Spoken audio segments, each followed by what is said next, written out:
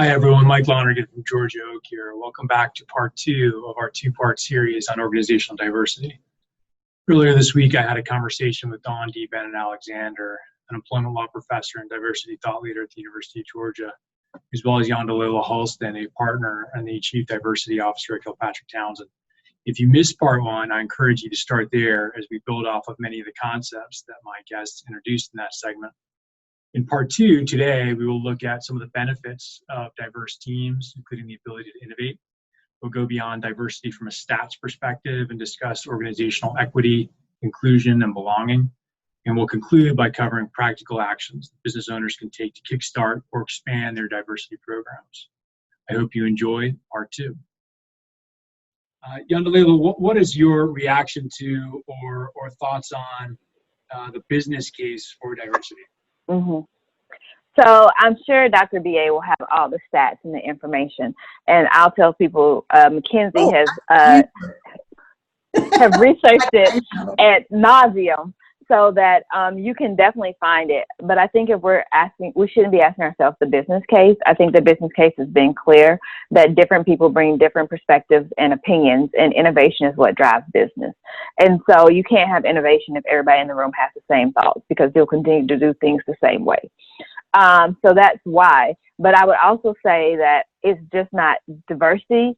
It's not the business case for diversity, because diversity is just numbers. Diversity is what your mix is demographically. You also need equity and inclusion, because if you have a bunch of people with a bunch of different ideas and those people don't feel comfortable sharing them, then you might as well not have diversity. So you need to make sure that you have both the numbers and that people feel included, that they feel that their opinions matter, that they have a voice, that they're not shut down, that they're not dismissed, that they're not just put here because of their demographic and your efforts to meet a number, but instead are part of the team and contributing. And once you have that, you will have better business outcomes. But I know Dr. B is going to say it much better. No, that makes sense. Awesome. And that was Dr. great. BA, oh my gosh, you're great. You're worth whatever they pay you, girl.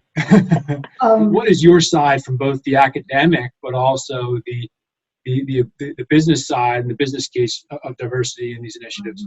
Mm-hmm. That's a really interesting question, Mike, both because of the subject matter itself as well as how I came to it. For years, I dealt with these issues as a way of trying to teach employers not to end up in court because it was going to cost them money.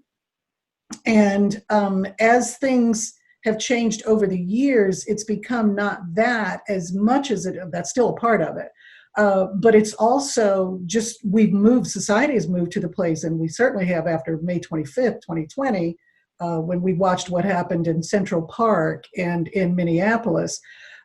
We have come to the place where we realize that this is just the right thing to do. I mean, even if you're not going to get sued and have a 15 or 20 or $120 million judgment against you, it really is about being productive in a different way, not the way that saves you money because you don't have to go to court, but in the way that makes it so you have a more productive workplace. That's why sort of when you say the business case, when we think of business case, we usually think, how is this going to save me money, or how is this going to be cost effective for me? We're talking about you bringing people together in a business that you care about, that you may have put your heart and soul into, even if you're not the owner of the business, but you run it and you want it to be the most productive it can be. Imagine it being productive if you did not have people who could communicate well with each other, who could not bring their best selves to work every day, who felt afraid to share things that would have actually made your business better because they didn't feel like they belonged in this organization because of messages they were constantly getting from it. And we get messages from everything in our organizations. And if you don't believe that, just imagine walking into your workplace and everything was based on Japanese decorating style. You would sort of feel like you were in the wrong place probably, unless you were in a Japanese place. What we do at a workplace sends messages to our employees 24/7. Those messages can help facilitate how people feel. In fact, one of the things that Yendelela talked about was the idea of the diversity itself, right? Well, and numbers versus how people are and how they feel. And she talked about not just diversity and inclusion, but diversity, equity, and inclusion. Well, that is now extended to diversity, equity, inclusion, and belonging, because it has become clear to thought leaders that just being included alone still kept people at a certain minimum that we thought we would get over once they were in there and you included them. But as it turns out, that inclusion has needed to even be more fine-tuned to now belonging. When you walk into a workplace, for the most part, based on just like who you are, not personalities and who you've got going, what you've got going on with who, but just in terms of who you are and how you walk through the world, you probably feel like you belong there. Most diverse populations don't feel that when they walk into a workplace. Not only does the decor not in any way reflect them, the culture usually doesn't reflect them either. If it doesn't, how productive can you really be? And if changing that could make a difference in terms of your productivity that is going to come out from your company, why wouldn't you do it?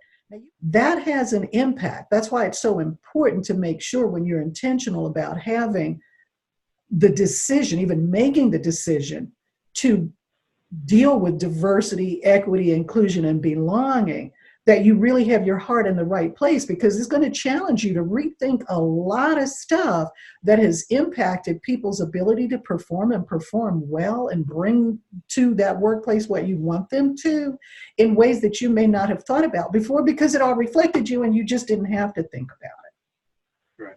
I think it's also kind of like thinking about it like, not that I'm a guest at your table, but that this is our table together. Yeah. And so I think we're at the point now where everybody's still like, I may come to your home, Mike, but I'm still a guest at your table. And so I'm going to be on my best and my P's and Q's, and I'm never going to feel fully comfortable because I don't want to do anything to insult my host. But if at my house, I don't have that same stress. And so if it's our table together, I won't have that stress. And right now, we're just guests at your table. Mm-hmm. Oh, you're good. What do you think companies ought to be doing? Not being afraid to innovate. I think there is no question that innovation is key to a business's success. We innovate the way we interact with our customers. We innovate how we make our product. And so we should not be afraid to innovate in the space of diversity and inclusion. By innovation, I mean critically looking at how you're doing things and critically thinking about how you can do them differently in order to obtain the result you want. The same way you consider all other types of innovation. And so once you do that and you're clear, this is where I want to go as a company, then being very thoughtful about it. But if you're afraid or timid to make moves, then your diversity is going to stagnate. Diversity and inclusion, and now equity and belonging, all this stuff, they've been buzzwords for a while. And we've seen incremental increases in the representations of the workforce at all levels. And so clearly just the way we're working and going about it and the status quo is not going to get us where we want to be. So I would say not to be hesitant to think outside of the box and innovate in how you're going to do it, and know that you're going to have to radically change what you've been doing in order to get radical results. Like, isn't that the definition of insanity? Doing the same thing and expecting different results?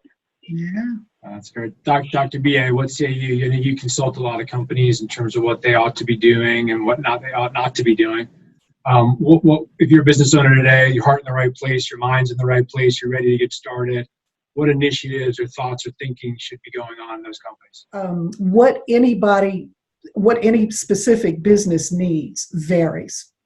It depends on where they are in the process, how seriously they are going about the process, and what it is that they want to accomplish. And your North Star is, what is it that you are doing this for? I had somebody call me up who wanted to issue a letter in the wake of what had happened with George Floyd, the way many organizations were doing.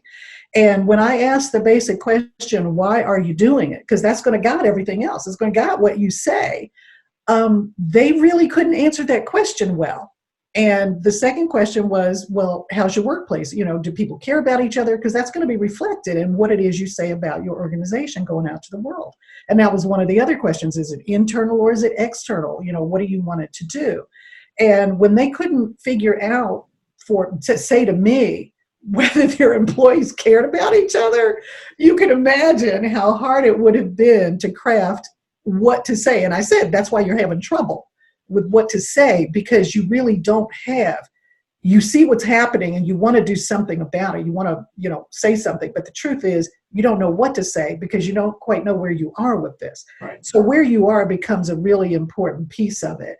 But there's specific things that people can do. And the reason I told you the range of things is because I want you to understand, anybody listening to this who thinks this is for big organizations, you got it wrong. It's for any organization because it's about having people be the most productive they can be. And if you have come together in an organization for business to do that, then it really doesn't matter what size it is. So one is to be really intentional. Decide what you want your role to be, what your values are around this, and state them. Make sure that people understand what those are. And the reason that's so important is because, again, that becomes your North Star. And I would say not putting diversity and inclusion in a box. So it's just the sole responsibility of whoever you've tasked with this, and it sits in this area off to the side. And that's where we dip when we want to feel warm and fuzzy. It should permeate all of your business decisions and all aspects of your company, so that every time, if this is something that's important to you and something you want to see a change in, then every decision you make, you should say, how does this promote that end goal? How is this hindering that end goal? And assessing it carefully and critically at each step. Otherwise, you're, again, going to continue to get the same results. And one thing Dr. B.A. said that I would point out is that there's recently an instance where I was invited on a hunting trip. I've never been hunting before in my life. As a Black woman from South Carolina, that's just not something that, poor Black woman from South Carolina, is not something I've ever done or been invited to do. And the group of people who were hunting were all older white men. And it wasn't that I didn't feel that I belonged. It felt odd because I had never done it before. And so I grabbed another Black woman to come along with me who had a different upbringing from me, also in South Carolina, but much more affluent and had access to these things. And she had never been hunting either. We walk up, we check in, we get this nice yellow mug, nice orange mug, nice orange hat. And she says, oh, this is an interesting fashion statement. And he's like, it's to keep you from getting killed. And it never dawned on us that, yes, oh, you do need these orange things when you're out in the woods so that you don't get shot. And so just how we don't think about those things and how somebody else's life is so different from yours. That's also, don't even get us into how standardized tests are biased. But it's for those reasons, because your life circumstances influence how you think about things and what you even fathom. And it was not fathomable to us that these bright orange cups and hats had any purpose beyond fashion. Right. No, that makes sense and is good advice. I think, Dr. B, you had said something earlier that resonated with me around the size of companies. A lot of people will look at the big Fortune 500s and say, most have chief diversity officer and have diversity officers and have it front of mind, and it seems to be a real initiative. Well, a lot of companies are not that size, right? They're $20 million, $50 million, and they don't have the org charts. If you could give one piece of starting advice of all the great things that we've laid out, getting the ball rolling, the first thing maybe someone could be thinking about doing if they're implementing a diversity program would be what? Your day. Being able to point to just one thing would be get your mind in the right place. Somebody called me yesterday, emailed me and said, this happened to me. This is somebody I had done business for. And he said, I had a friend of mine, after this interaction that we had with his business, a friend of mine did this, and it made me think about this in a different way that I hadn't thought about before. Can you tell me what you think? And I said, okay. And he said, he told me that he did not bring this Black person onto the board because the person pronounced ask as ax. I want you to let that sink in for a minute. Whatever that person was doing that made that person someone you would even think about putting on a board, all got lost because of one word pronunciation. That sounds like you have a very narrow view of who you find acceptable. And in fact, it's called respectability politics, where Black folk have to look a certain way, act a certain way, pronounce words a certain way in order to be deemed acceptable. Opening yourself up to understanding that diversity is about more than just numbers. And it's about how you bring people into your life, how you treat them once they're there. That's the work that has to be done that doesn't cost you anything at all. Just opening up your mind. And there's enough out there now to let you know, number one, we haven't all been dealing with things the same way. May 25th taught you that. And two, figuring out how you fit into that equation. It would be nice for me to give you a one little thing you could do, but this is a 400-year issue. There's not anything quick and easy and nice that we can do about it. The work has to be done at the individual level, and it goes out from there. If it doesn't, it gets stalled, just like Yendelela was talking about. And I think I would over and over, and it's not getting you anywhere. And she said it perfectly. I would only say one additional thing and hope not to detract from the eloquence of Dr. B.A. But I would go back to saying it needs to permeate every single thing you do. When return on investment was the buzzword, we looked at how everything that you did in your business, what was the return on investment? What was the return on investment? What is stopping you, even as a small company, from doing the same thing to D&I? How does this decision impact our diversity initiatives? How does this impact what we want to see? Yeah. It's a simple question and would make a big change. Mm-hmm.